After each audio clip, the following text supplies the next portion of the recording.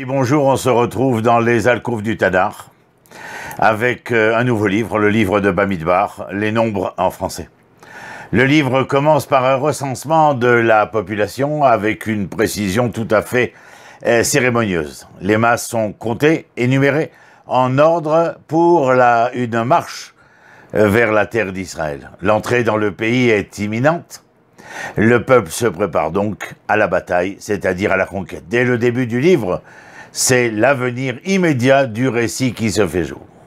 Le nom du livre, vous le savez, je l'ai rappelé il y a un instant, les nombres en français, numéri en latin, arithmoi en grec, rappellent tout simplement le souvenir d'un moment de préparation à l'accomplissement du grand récit, du projet divin. Le peuple est compté deux fois, une première fois au chapitre qui nous concerne, et puis une deuxième fois à la fin du chapitre 26. Ces deux moments sont séparés de 38 années, et tous deux, ironiquement, mais vous le découvrirez, se préparent à ces fameuses guerres de conquête d'Israël. Entre ces deux temps, toute une génération va mourir. Ce qui sépare, ces deux temps de dénombrement est un déplacement total de la population, depuis l'Égypte jusqu'à l'entrée en Eretz Israël. Le double recensement confère au nom hébreu une distribution que je qualifierais de sinistre. Un livre qui commence dans l'optimisme, la délivrance, va changer ses significations alors que la génération d'origine, eh oui, va être condamnée à mourir dans le désert de par ses fautes. Le double recensement laisse présager un grand échec.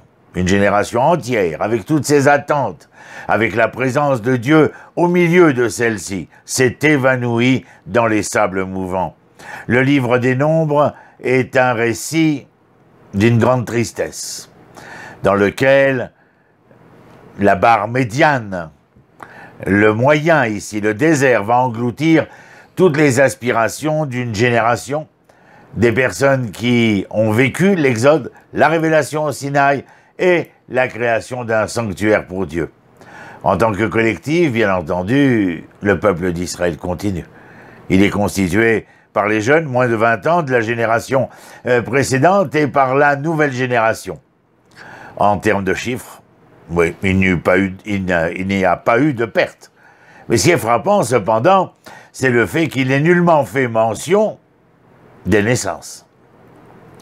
En un sens, l'apparente continuité ne fait que souligner la terreur que recouvre ce récit. La présence vivante de nombres est transformée dans le deuxième recensement en enregistrement des absences. Le récit de ces chiffres indique donc à la fois la continuité et la rupture, donnant au récit un sens implicite de catastrophe. Le livre porte bien son nom, Nombre, comme pour indiquer l'ironie tragique des attentes modifiées. Ce que j'entends par les attentes modifiées, c'est de savoir que le recensement, avec l'ensemble de ses signifiés, n'en est pas moins celui qui nous sert de moyen à leur permettre, à ces Hébreux, de recouvrir un nom. Deuxième chose dont je voulais vous entretenir, c'est de comment se préparer au désert. Le désert est un lieu d'anxiété, de romance, d'indépendance et de dépendance intense. Une révision du mot midbar, désert, dans une concordance quelque, nous offre une gamme de versets bibliques qui parlent d'amour primordial et de terreur dans un terrain vague d'inondations soudaines, d'animaux vicieux, de profondes ténèbres et de désespoir. On ne peut jamais s'y préparer totalement. Les lecteurs du livre, de Bamidbar, des nombres, comprendront mieux le livre si le désert est étudié comme un réel personnage. Le monde naturel auquel les Israélites, les Hébreux, sont confrontés était dur, impitoyable. Ils pouvaient créer, mais aussi briser les personnages, les gens. Un érudit note qu'il n'y a pas une seule naissance enregistrée dans ces pages, comme je vous le disais, mais beaucoup de morts, des milliers, en fait. Les 10 premiers chapitres de Bamidbar ont mis en place des mécanismes, à mon humble avis, pour gérer ce désert. Le livre commence par un recensement, nous l'avons dit, afin de déterminer une armée à même d'être crédible pour défendre le peuple d'Israël et bien entendu, par la suite, conquérir. Le camp est divisé par tribus, drapeaux, avec une formation stratégique à chaque pause de cette caravane. Une organisation accompagnée d'une vigilance intense était nécessaire pour lutter, bien sûr, contre le chaos de la nature sauvage. Une discipline de cette ampleur est magnifiquement décrite par nombre d'auteurs qui se sont attachés à vouloir entendre et comprendre le texte biblique. La lutte pour la conquête de la nature était constante. Leur source d'inspiration spirituelle devait l'être. C'est pour cette raison que le Mishkan, le tabernacle, était au centre du camp, le cœur palpitant de l'aventure en pleine nature. Sur son autel étaient les larmes et les joies de ce voyage impossible. Aussi, je vous dirai, enfin, je vous interrogerai, où est votre centre spirituel lorsque le chaos vous entoure? Qui plus est, la section d'ouverture de ce livre de Bamidbar est généralement lue le Shabbat avant Shavuot. Alors les sages ont connecté les deux, voulu consacrer les deux dans un même temps, mouvement. Shavuot est le moment du don de la Torah. Bamidbar signifie dans le désert. Quel est donc ce lien entre le désert et la Torah? Le désert est la parole de Dieu.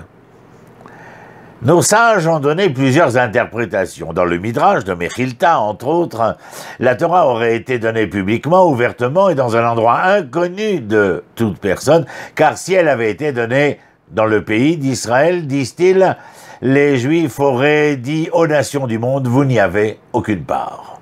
Quiconque veut venir l'accepter, qu'il vienne et l'accepte, dans ce cas présent, lorsqu'elle est donnée dans le désert. Autre explication. Si la Torah avait été donnée à Israël, les nations du monde auraient eu une excuse pour ne point l'accepter. Cela suit la tradition rabbinique selon laquelle, avant que Dieu donne la Torah aux Israélites, il la proposa à toutes les autres nations et chacune trouva une raison qui lui était propre de décliner l'offre. Encore une autre explication, de même que le désert est gratuit. Il ne coûte rien d'entrer. De même, la Torah est libre, c'est un cadeau de Dieu pour nous. Mais il y a une autre raison plus spirituelle, le désert est un lieu de silence. Je parlais de gratuité, il y a un instant. Rien ne vous distrait visuellement, il n'y a pas de bruit ambiant pour étouffer le son.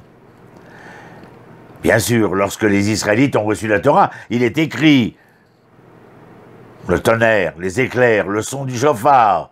La terre avait l'impression de trembler dans ses fondements. Oui.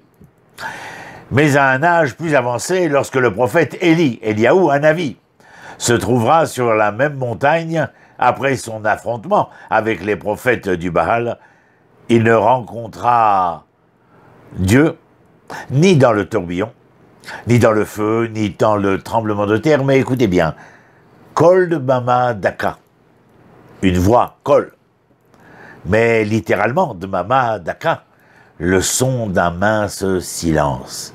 C'est le son devenu audible lorsque l'on veut entendre, dans le silence de ce moment intermédiaire, mais non moins clé, du désert, vous pouvez entendre le Médaber, le porte-parole, et le Médoubar, c'est-à-dire l'entendement.